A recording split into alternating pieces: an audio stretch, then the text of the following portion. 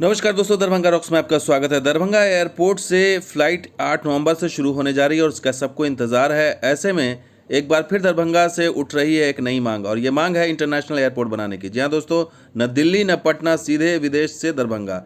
अगर ये हो जाए तो कितना अच्छा होगा, आज ये पूरी रिपोर्ट देखिएगा, क्योंकि हालांकि ये दूरदर्शी परियोजना है इंटरनेशनल एयरपोर्ट बनाने का की मांग, लेकिन उठ गई है क्योंकि बहुत सारे लोग विदेश में रहते हैं, खास करके खाड़ी देशों में, जो उनकी मजबूरी होती है कि वो पहले दरभंगा दिल्ली आते हैं, फिर पटना आते हैं। तो ये मांग उठाई है पूर्व मंत्री अशरफ अली फातमी ने, जो दरभंगा के पूर्व सांसद भी रह चुके हैं और जेडीयू में हैं इस समय।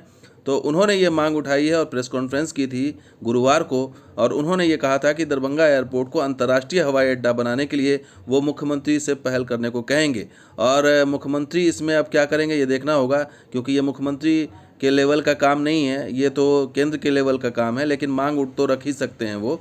और ये ज़रूरत भी है क्योंकि ये 22 ज़िलों से और नेपाल से जुड़ा रहेगा ये एयरपोर्ट, इसलिए इंटरनेशनल एयरपोर्ट की मांग काफ़ी जायज़ भी लग रही है। और आपको मैप के ज़रिए हम बताने की कोशिश करेंगे कि किस तरह से अभी समस्या आती है लोगों को यहाँ पहुँचने में, और किस तरह से उन्हें जो है वो फ़्लाइट को बदल के या फिर सड़क मार्ग के ज़रिए उन्हें यहाँ आना पड़ता है। तो अगर मुख्यमंत्री इस मांग को उठाते हैं आगे भविष्य में, तो ये दरभंगा के लिए ही नहीं बल्कि पूरे उत्तर बिहार के लिए जो है फ़ायदेमंद साबित हो सकता है, क्योंकि ये एयरपोर्ट सिर्फ एक शहर से जुड़ा हुआ नहीं है। ये एयरपोर्ट सिर्फ दरभंगा का नहीं है बल्कि पूरे उत्तर बिहार का है, क्योंकि उत्तर बिहार का केंद्र बनने जा रहा है दरभंगा।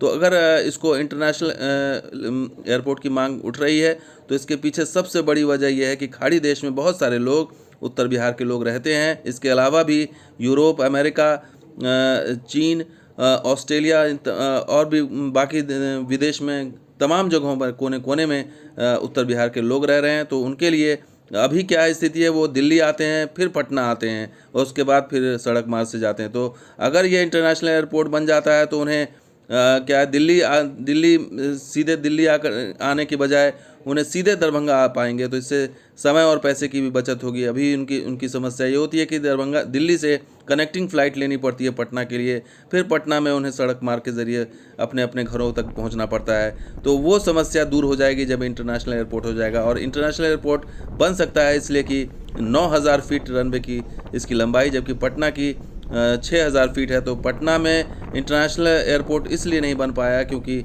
उसका रनवे छोटा है, इसलिए वहाँ पर अब टर्मिनल को एक्सपेंड किया जा रहा है। लेकिन टर्मिनल एक्सपेंड होगा भी तो वहाँ पर फ़्लाइट लैंड नहीं कर सकती, क्योंकि रनवे छोटा है। और रनवे बिहटा जो बन रहा है वहाँ पर संभव हो सकता है, लेकिन पटना में जयप्रकाश नारायण संभव नहीं है। और ऐसे में दरभंगा एक अच्छा विकल्प भविष्य में हो सकता है इंटरनेशनल एयरपोर्ट के लिए।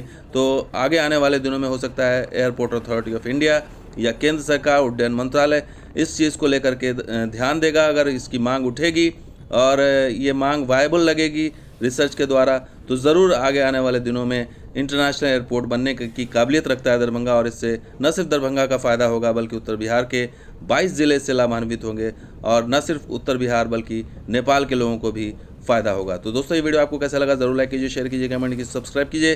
कुछ और वीडियो के साथ हाजिर होंगे। आप देखते रहिए दरभंगा रॉक्स और हमारा सहयोगी बिहार ऑन स्पॉट भी। शुक्रिया, धन्यवाद, जय हिंद।